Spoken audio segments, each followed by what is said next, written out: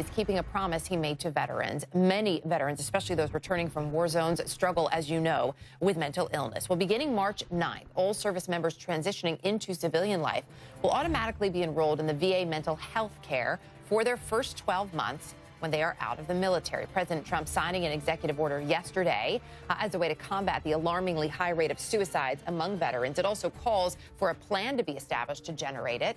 And when we talk about that high number, it is tough to ignore. The Department of Veterans Affairs says the risk for suicide is 22% higher among veterans than it is among civilians. And keep in mind, every single day in this country, 20 retired servicemen or women take their lives. Typically, about 14 of those are veterans who were not under the care of the VA. The Secretary for Veterans Affairs spoke about this new measure. That 12-month period after you leave service is the highest risk for suicide, almost 1.5 to 2 times highest risk in that first 12 months when you leave the service. And currently, up until your executive order, only 40% of those service members had coverage in the VA to get mental health. Now, 100% will have that coverage. So what could this change? Joining me now is Sarah Verardo. She's the executive director of the Independence Fund. She is also the wife of a veteran who has and is still undergoing numerous surgeries, and you are dealing with the VA every single day. Sarah, good to have you back with us. Thanks for having me, Erica. So this executive order that the president signed yesterday, what does this accomplish? This is a great start. You know, the president, when he campaigned, veterans came out in record numbers for this election because he had a 10-point plan on how to improve the VA. And a big part of that was making sure the transition piece, transitioning from DOD care to VA care, is going to be unencumbered by bureaucratic process. And so yesterday really looked at those invisible injuries, which are the hallmark injuries on the war on terror, which is PTSD and TBI. So that's part of getting this started. There's also a larger issue of the VA in general, as we know, and we've been talking about for a number of years at this point in this country. The hurdles that are there, the hiccups that are there that make it difficult for veterans to get the care they need and deserve. You have had the president's ear on this, and you are uniquely positioned to talk to him about what's happening. And yet I know that you are not entirely happy with what you've seen in this first year. Where has the mark been missed, Sarah? What else needs to be done?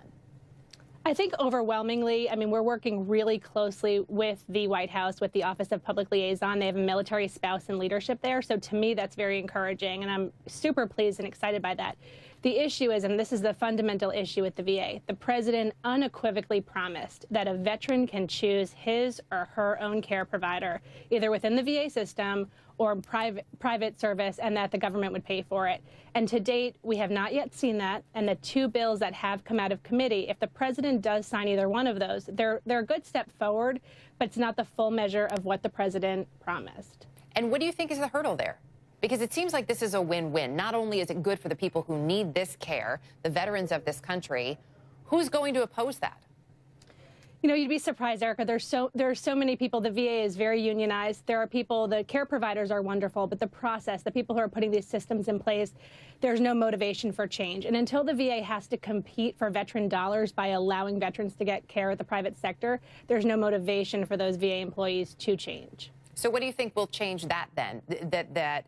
I mean, look, from a business perspective, I guess we could say we understand it. But what is actually going to bring about the change that was promised, specifically in terms of choosing your health care provider if we can't get past it? My understanding is that the president has told Congress to bring him a legislation that does do exactly what he promised. And so far, the 2 bills that we're seeing out of committee right now don't do that. So it's my hope that the president and the secretary really force Congress to keep that promise, that the veteran will be completely empowered to be able to provide their own health care, be in charge of it. You know, we're seeing some legislation proposals that are a step forward, but still the McCain-Moran bill gives us an example that the veteran would be able to choose his or her own provider only if the VA agrees to that. So still, we're talking about bureaucratic process that is really hindering care. How much response are you getting from lawmakers themselves? The president is one thing. I know you talked about the liaison office, which has been very helpful for you. But the lawmakers ultimately are the ones drafting these bills. I think that part of the issue is we have some great veterans in Congress, but overall, the day-to-day challenges, lawmakers need to be talking to those caregivers like myself who have walked this very long, very hard journey on the way home from war. My husband has had more than 100 surgeries. We've spent years recovering.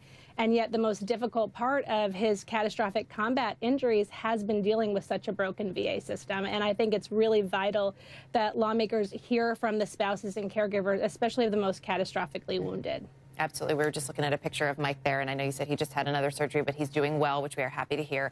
Sarah, appreciate you joining us, bringing us up to speed on a lot of this stuff. We'll continue to stay on it. Best to you and your entire family. Thank you. Thank you.